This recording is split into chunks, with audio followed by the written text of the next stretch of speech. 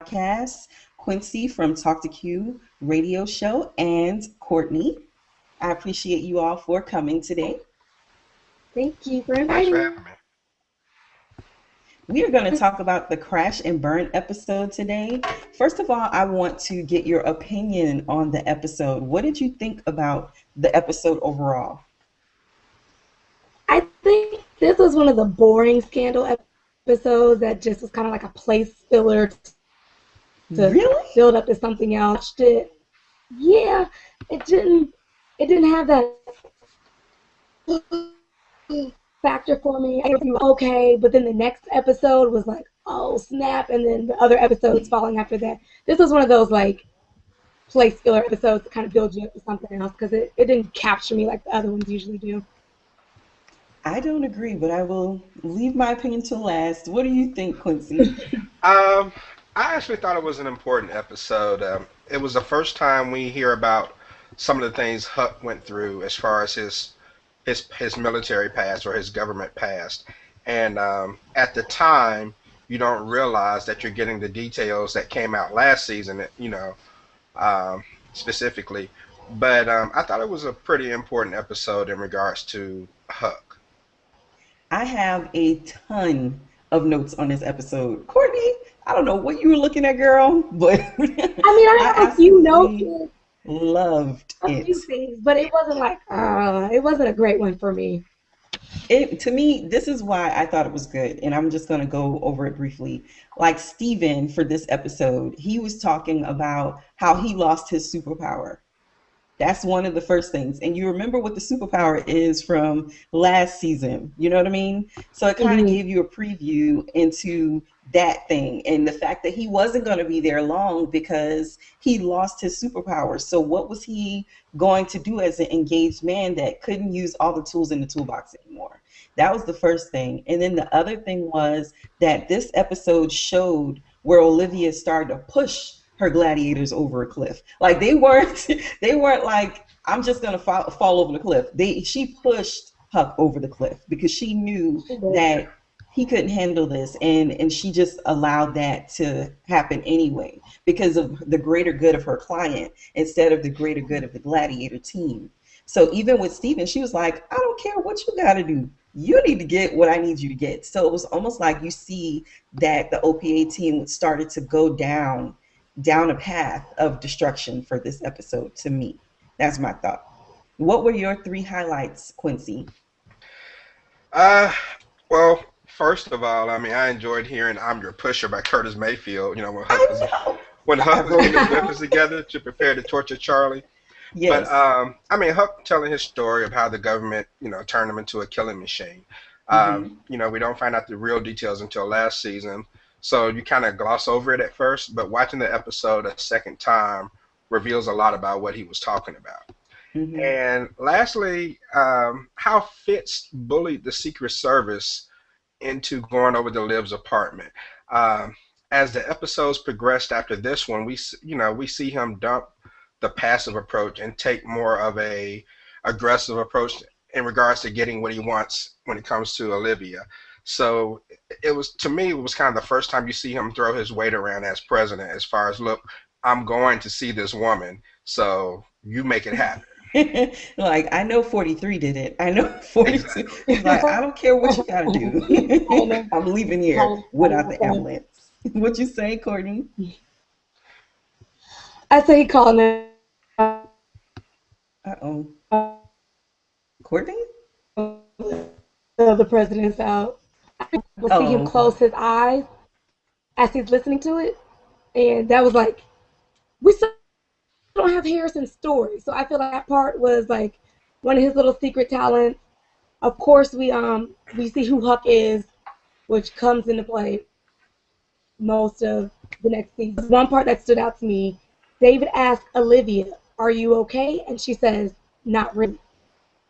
So we kind of see her in distress, which catapults her into. I feel like we still don't have Olivia's story. We don't have Harrison's story and we don't have Olivia's story. So I think season 3 has to be about Harrison and Olivia because we keep getting these little tidbits about them, but we don't get anything else. We get like samples. but we don't get who they are as people. So I think we're going to get more about them in season 3. I honestly think that going back to these episodes and rewatching them with the thought of act like it's fresh, act like it's fresh, kind of gave me more of an insight into who Harrison is. Because during this episode, we really saw him listening instead of watching, or, he does that a lot. And we don't really catch the subtle nuances of his character. And now I think going forward, I will start paying more attention to who Harrison may reveal himself to be in season 3, because I'm looking at these episodes now and I'm like, okay, so in season 1, he was more of the detail oriented gladiator. Like he gets the subtle nuances that the rest of them don't get. So I actually like that concept. My 3 favorite highlights for this episode were when Huck and Charlie were talking about their names, and the fact that Charlie made fun of Huck's name. Huck was like, don't make fun of my name, And then I looked up Huckleberry Finn, and that it fits him. Like the name of Huckleberry Finn, just that concept of that character, it totally fits Huck, because Huck was like he was hard to fit into society, Huckleberry Finn was. And that's pretty much who Huck is. And you can see that in his every action and reaction to things. Then Huck's monologue about how much fun the torture was going to be when he started to torture Charlie, you know what I mean? Yeah. He was just like, I'm going to have fun. He's like, at first it's going to be hard for me, but then something's going to fall away and I'm just going to, I was like, wow. Huck has the best monologues in this show. I think him and Fitz do the best monologues. I don't like when Olivia does monologues, but the two of them, they do pretty good monologues. So I also liked when the father or the husband of the pilot kind of just walked away as she was talking about who, as Olivia was on the podium and talking about who his wife was. And all he really wanted was justice for his wife and for her not to be maligned in public. And I thought that was pretty good. So what case this episode compelling to you all, and why? Courtney, we already know you don't think nothing about this episode was compelling. You just like, I don't want to. Yeah, I wasn't seeing it. Well, I think the case was very compelling because Olivia basically had to take down a corporation. I mean, it's very rare that a company will admit to making a mistake when there's an opportunity to blame someone. So that's what made it so difficult. And that's why it took so many they had to have so many pieces fall together in regards to, notice that someone misspelled something. If they wouldn't have misspelled, controller, that might not have led to, okay, the same person wrote both of these reports in 2 different locations, So they had to have a little luck in order for this one to work out. Mm-hmm. What do you think, Courtney?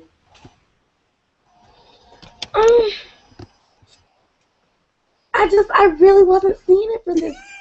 I feel like the important part of this whole episode was Huck. This episode could have been named Huck. So could we have done without it? Yes.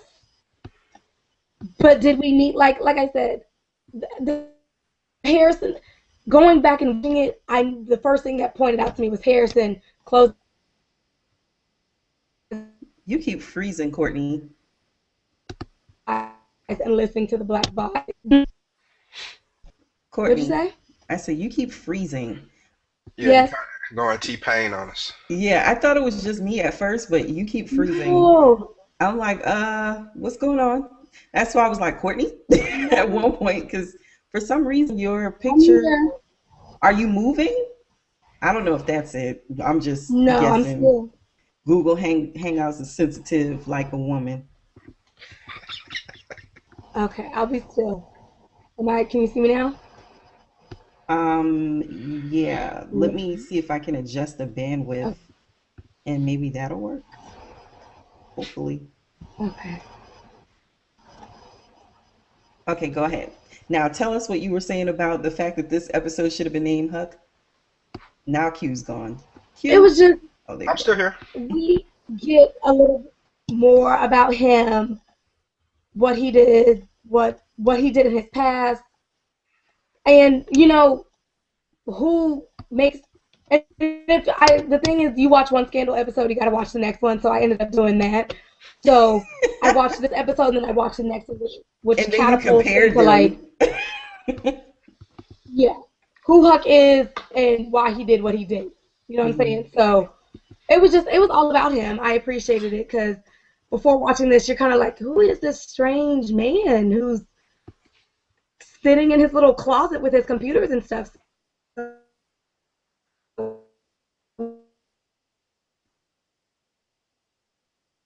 Uh-oh, you're gone again.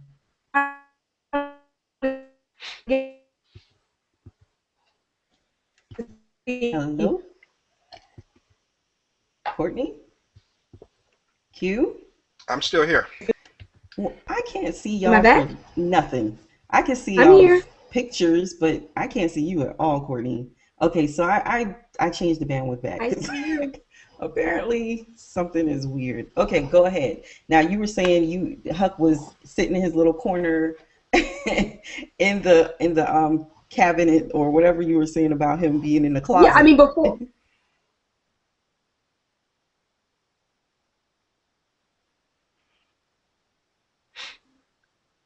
Did she disappear for you too, Q? Yes. I was just like, Yeah, before that, so we finally get to see that. So that's the only reason I was here for that episode. what's for Huck? Yes, for Huck. All right, cool. Um, so did you think that the case was compelling, Quincy? And I did. I mean, for the reasons I mentioned, I thought it was very interesting because there was a little luck involved. The gladiators were very diligent in getting the information. I mean, Stephen was trying to do what he had to do, or trying to avoid doing what he I wanted think he to. did it. Do you think he Yeah, did it? he had to. He had to. And just overall, I mean, I enjoyed Harrison's part in it because he really had to. He kind of went back to basics as far as everyone else is out gathering clues. I'm just going to use my head and I'm just going to pay attention. I mean, when Yeah. they played the recording the first time and the fact that he memorized it, you know, and when he repeated it back to him and everyone's looking at him like, okay, how did you remember all of that? But he really showed his cerebral side, and I'm really interested in getting to know his character as the seasons next season progresses. Yeah, I do love that. Um, I thought that it was good too because finding out that the pilots union, they let the other guys go first so that they could actually literally blame them was very stupid, but they did it anyway. And then you had, Andrew Mackelson who wanted the justice for his wife. So I like that too. And it corresponded a lot with the concept of getting Amanda Tanner justice and finding out where she was and what happened to her. Hmm. And I believe that Olivia went whole hog on trying to figure out what happened to Amanda Tanner, which was a large part of getting the information from Charlie for Yeah, Huck. And I thought that was cool because you had Huck dealing with the whole Amanda Tanner situation. Then you had the rest of the team dealing with the actual case. So it did show a divergence of strengths even while juggling two balls in the air. And Olivia's sitting there, she's working on getting information too so she can pass it on to David so that he can work with her. So it right. kind of throws the whole team, including David, into the pot and allows them to work in unison. So I like that a lot. So if blank had have happened in this episode, what would have made it perfect for you? For Courtney, I think you would have liked it retitled. But outside of that, To be honest, I don't know what could have made this episode better for me. Um, if there was more Millie in the episode, it would have been better for me because I always loved me some Millie. She's scandalous, oh, scandal, but that's it. I could have used some more Millie. That's it. If there was more Millie, the episode would have been perfect. okay. What about you, Q? Um, if Huck would have killed Charlie, then the episode would have been perfect. Now, it wouldn't have been good for us as viewers because Charlie is an intricate part of the story, but it would have been perfect for Mm-hmm. them given what they've gone through since then. So if Huck would have finished off Charlie, then everyone's lives would have been a lot easier. But like I said, as a viewer, of course, it makes the story better that he's still alive. I kind of feel like if Huck had told Olivia no, I know it makes for good television, but I really felt sorry for Huck that all his defenses were torn down to a point where he's sitting in a huddle in a corner by the end of season 2. You know what I mean? So for me, if he had just told her no, like they all want to follow her over a cliff, but when she pushes you over the dang on cliff, you need to tell that chick, look here now. But you know, I think that's what I like most about Harrison. See, to me, Harrison's the only true gladiator because as of now, anything Olivia wants, he's willing to do, regardless of the outcome, regardless of how shady it may look. You know, of course, yeah, there are times where he asks questions because he wants to help, but he seems to be the most dedicated. And then also in this episode, Quinn is still learning. You know, like not promising the dad that everything's going to be okay as far as Amanda Tanner was concerned. Yes. You know, and Olivia had to tell her not to promise. Harrison had to keep her focused when they arrived at the plane's crash scene, and you know, this is more important. So, I think it's her learning as well. But Harrison he's truly dedicated, and he rarely questions Olivia. And he kind of keeps everyone on board. Like, you know, stop worrying about that. Do your job. I disagree in a way. I don't think that he's a true gladiator because he follows without question, because that just makes you a dog. Like a dog will obey you without question. I mean, but I just feel like he should question some of the things that Olivia asked them to do, and he just does it blindly. That doesn't make him a better gladiator. It just makes him a do-boy. What do you think, Courtney? I think the same. There has to be a reason. I think we will find out in season 3 why when Olivia asks Harrison to jump, he doesn't even say how high. He just starts jumping. Yeah. There is a reason for that, and I think we will find out season 3. Because I love how he's dedicated. I love how he gets in people's face and is like, Olivia asked us to do something. We will do it. We are gladiators. There's a reason for that, and we got to find it. Like, Shonda, please, we have to find out. We have to find out. So hopefully season 3, because everybody else, even Abby, and as annoying as she is, Abby's like, okay, I'm going to do it, but why? I would like to know why. Which, I mean, if I'm working for somebody, I mean, I do want to get paid, but I'm going to be like, okay, so why are we doing this? How is this helping the company? How is this benefiting me? But Harrison just like balls to the wall. We got to do it. So there's a reason for that. I think we got to wait season. She's not going to tell us episode 1, season 3. Or she's probably going to tell us season 4 or 5. So there's a reason for it, and we're going to find out. Yeah, go ahead. I was going to say, the reason I think that he fits the mold of a gladiator is because, you know, gladiators were slaves, and they fought for the honor of their master. So they were thrown into the arena. You don't ask why you're in the arena. You don't ask why you were taken from your homeland to be a fighter. You just fight, and you do so to glorify your master, and that's kind of how I look at him. Well, if that's the case, then Fitz is a gladiator for Psy. All right, so because I mean, he literally is allowing Psy to drag him, like, you know, he's Psy pushes a certain couple of buttons, and Fitz is like, oh yes, I'll do it. Oh yes, okay, Psy. You know, it's really odd that he's actually the president, but Psy actually runs the show. Psy is the president. Psy won that election. Hey, we saw that with Bush Cheney. Oh, nice. Like that. All right, so Scandal has become an incredible phenomenon with all the social media aspects of the show. What about Scandal keeps the two of you coming back for more, Courtney? I mean, when I watch Scandal, I get on Twitter. It's like a family reunion. You guys, me and my followers just, oh, girl, did you see this? And this and that. The writing on the show, it's so great that it's just, you can't say no. you can't. It keeps you on the edge of your seat in a good way, not in a oh, what's gonna happen next. It keeps you on a like, oh my gosh, like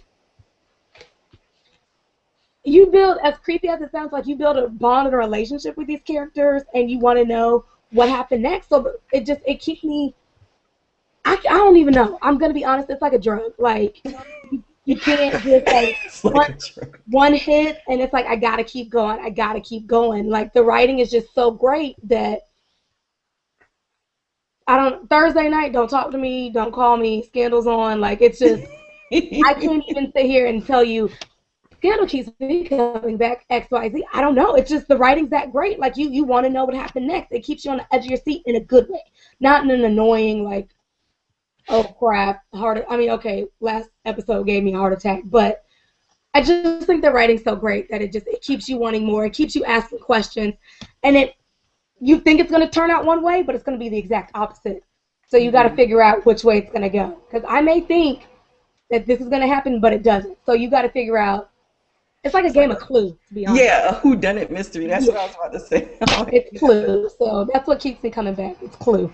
And you know what's odd about it? She actually gives you the answer. You have the answer. It's always in front of your face. And you just like, I should have saw that. And especially when I do the recaps and I'm watching it and, I'm doing it by myself and I'm watching it 3 and 4 times. I'm like, she told us that this was going to happen, So now I'm looking at the episodes more like, okay, she's telling us something with this little piece of whatever, and we have to figure out. And while you're doing that, you're live tweeting at the same time, like I know what's going to happen next. Exactly. You're trying to beat everybody else to the punch of knowing what's going to happen next. What about you, Q?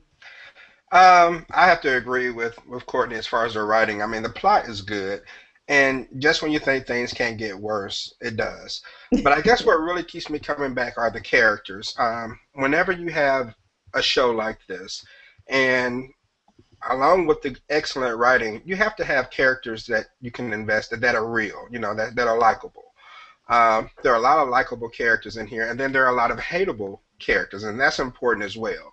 The people,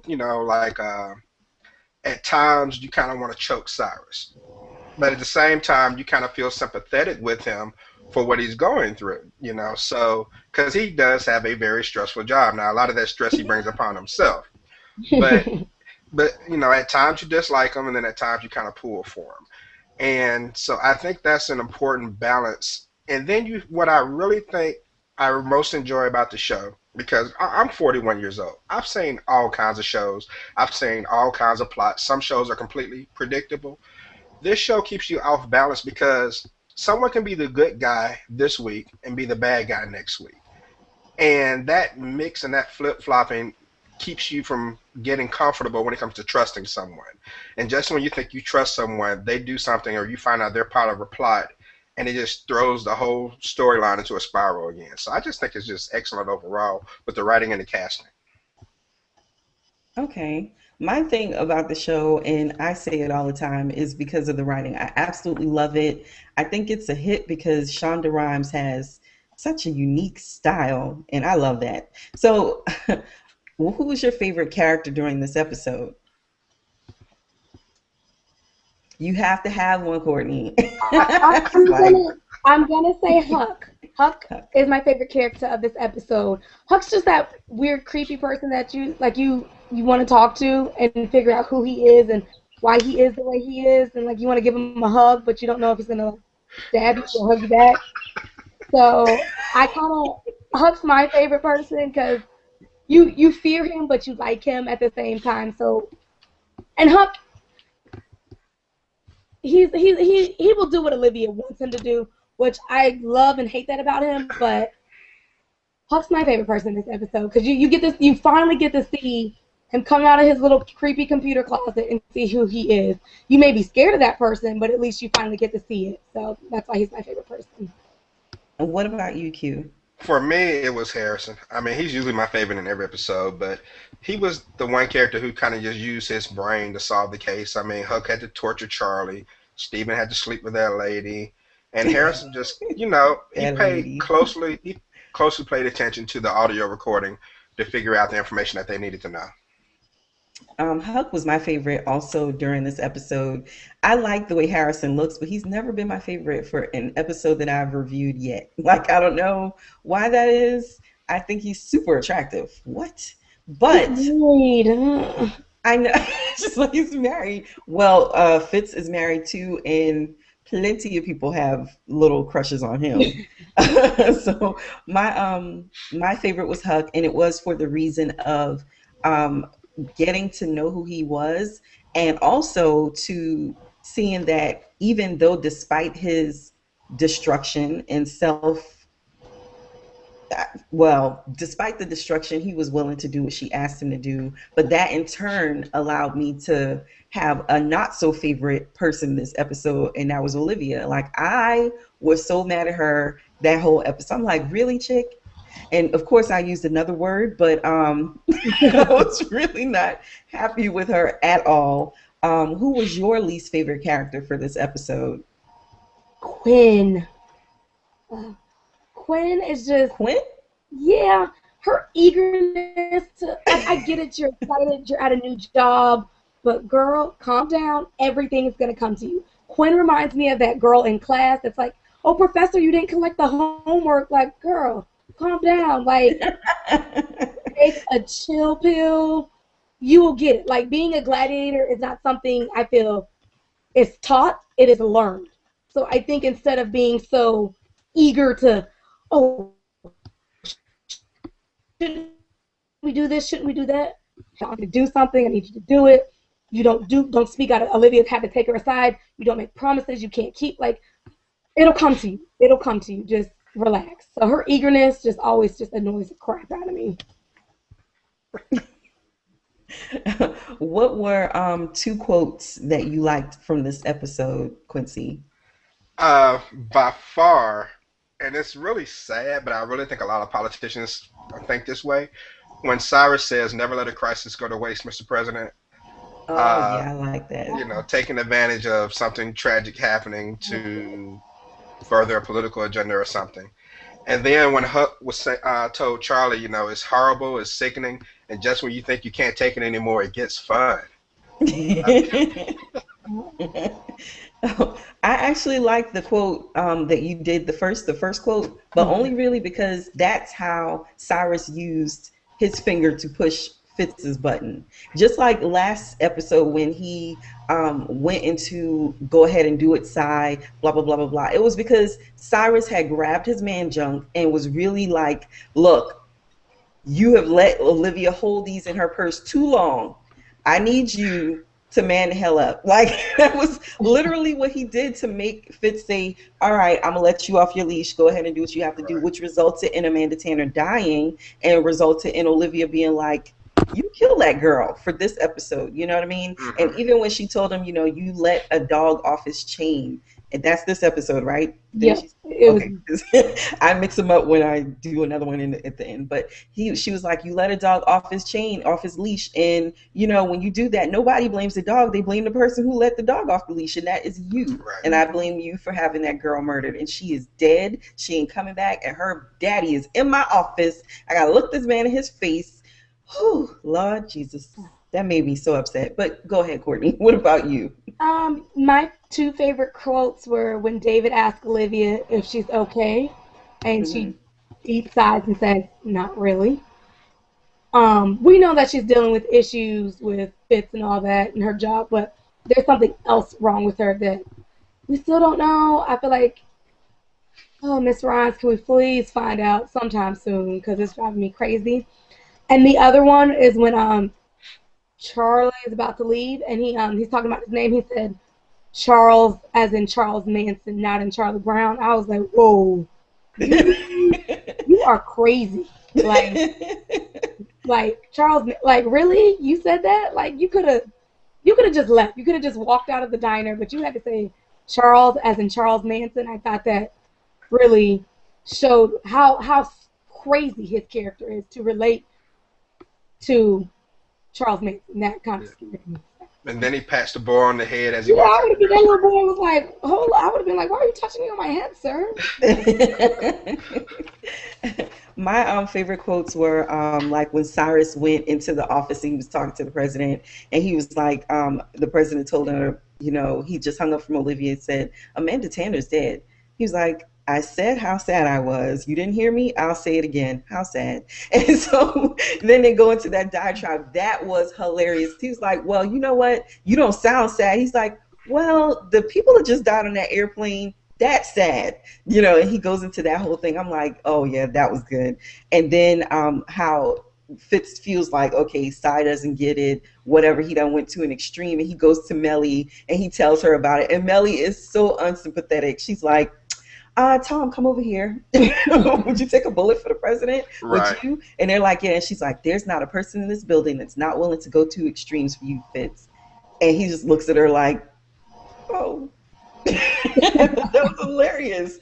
So yeah, those two were my favorite quotes. Based on this episode, what predictions do you all have for season 3?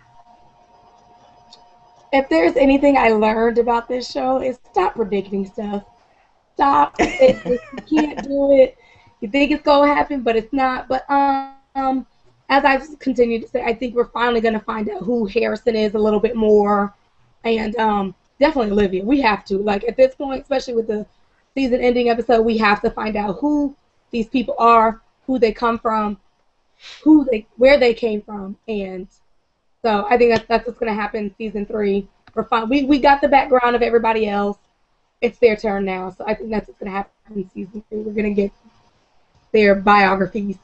I think actually we only get like a character profile per episode. We get tidbits, but like per season, because this first season we got more of Quinn. Well, we are going to get more of Quinn, and then in the second season we got more of Huck. So this third season, we may get more of one character, or a lot of one and a little bit of another. But I think that's a part of the running dialogue, too, of the actual show. What do you think, Quincy? Mm-hmm. Yeah, I agree with you that you're going to get a little bit of someone else. And I think it has to be Harrison. I mean, because even Abby's had a little romance, even though they haven't really gotten, and it came out that she was abused. Huh? That was not a romance. That was banging on the floor and in the closet and wherever you could get it, just like Olivia and Fitz. That was not a romance. I don't recall them going on one date. Did they go on one date? I mean, really? I don't think they did. An adult relationship, and and basically, you got some background on her and her abusive, former ex and everything. So I think we are going to see a development see more on Harrison. I mean, we even know a lot about Quinn now, so, or whatever her real name is. Well, she calls herself Quinn. Don't call her anything else. She made that pretty clear when Abby went at her, because she wasn't playing with Abby with that. Was there any dangling part of this plot that you haven't seen in the second season that may come back into play in season 3? Nothing comes to mind for me. No, me, I think I watched this twice just to kind of get it again, and there was nothing that I don't think we caught season 2, except the whole Harrison closing his eyes thing. That, I don't know why that stood out to me so much. Him closing his eyes and being able to memorize all of that. So I definitely think that's going to come back into play season 3. Yeah, because for me, I think. Go ahead. I'm gonna say we saw, what happened with Huck. Now that came out in season 2, so I don't know from this particular episode if there's anything I can think of that would carry over to 3. I have something. I think that Steven may show up in season 3. Wow. I mean, they're pulling other people out of the woodwork. Why not Steven? Sure. Especially like how Billy came back in season 2. Initially I was like, who is that? And then I was like, oh, you had to go back and Billy popped back up. You're like, whoa. Exactly. You're like, oh, what in the world? So I think Steven will show back up. I don't know if he'll come back as a regular, but I think he will show back up because I think the only reason they wrote him out or they set it up to write him out is like this is where they set him up to write him out in this crash and burn episode when he was like, I can't use all the tools in the toolbox anymore. I lost my superpower. So if you've lost your superpower, what good are you going to be on OPA? So it's like they set up from this episode to get rid of Steven for the coming, season or whatnot. So I think he's going to come back up. And I don't know. I think that's one of the things. I don't see anything else. I did think it was strange that Fitz is using OPA language, but I guess that's normal if you're, sleeping with Olivia and she tells you stuff and then you use it later on because he's using the 1 minute. Amanda used the 1 minute. Amanda used the 1 minute first, and then he got the 1 minute with the hallway and another 1 minute on the couch. You know what I mean? So it's like the writing is kind of using everybody's language to kind of intermingle the characters. And then you also have the superpower. So Steven says it first, and then in season 2, Fitz says it. What do y'all think? Yeah, I definitely think, and then, like I said, I watched this episode twice, and then I watched the next episode, and the 1 minute is in the next episode, too. So I definitely think there's always going to be a keyword that connects everybody together, makes it full circle. So if Steven comes back, he's going to have his superpower, because without a superpower, you're pointless as a gladiator. So Reston now knows that Fitz is not really the president. What do you think will become of that situation? Especially since he's literally the president, but doesn't have the title or, the evidence. It's going to be very uncomfortable.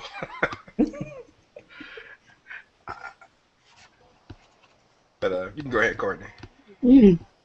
I just hate predicting the show. It hurts my heart to predict what's going to happen. It doesn't hurt mine. You drive yourself. I can write like a whole board of just ideas that could happen and can't happen, and so I think he may go up to Fitz and be like, I know the truth, and he may try to run on the VP ticket. He already did that. Or I don't, or they may switch to Fitz being VP. I don't know. I don't see. There's too much to think. There's too much to go on. I forgot half of it.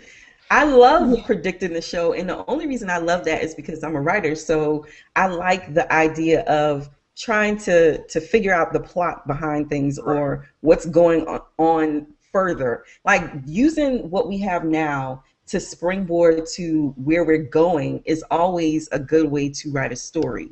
So that's one of the reasons that I absolutely love trying to predict what's going to happen next, even if I'm wrong. It doesn't hurt my heart if I'm wrong. It's just like, oh, I didn't see it like that. And it kind of gives me another angle to look at things. And that's really the only reason I asked that. What do you think, Hugh, about either Reston becoming president or Reston being on the ticket, or even the situation with Sally, because she doesn't really want to run as VP on the ticket. She wants to literally go head and head to get the nod from the Republican Party. So what do you think is going to happen with that? Because at the end of that last episode, she just had egg on her face with the fact that Billy is or was her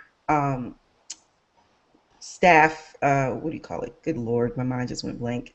The chief of staff for her, whatever. So her vice presidency. I don't know. I mean, it gets so twisted now that so much information is out there. And at some point, it's like Fitz is still, even though he's decided to try to make up with Melly and go forward with that, facade, it's almost like he's still under someone's thumb. He still has so much to worry about because Sally has never really been supportive of him. And I mean, can you see Sally and Reston work together to try to get him out of there? That would be the angle I would take, and I think that it would be that would really be a serious monkey wrench in things. I mean, it would really make for a lot of excitement if just Sally decides, you know what, I'm running against Fit with Reston as a VP or something like that, or maybe I'm going to be Reston's VP.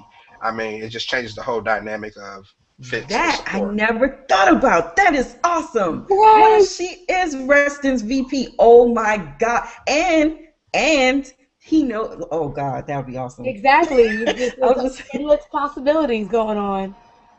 I love that idea of Sally being Reston's VP and both of them knowing that Fitz didn't run. That would be her morality thing sewn up in ooh, that Yes. would be awesome. He would That'd run be with great. that. Oh, I that would be love Hard, that. hard to awesome. overcome that.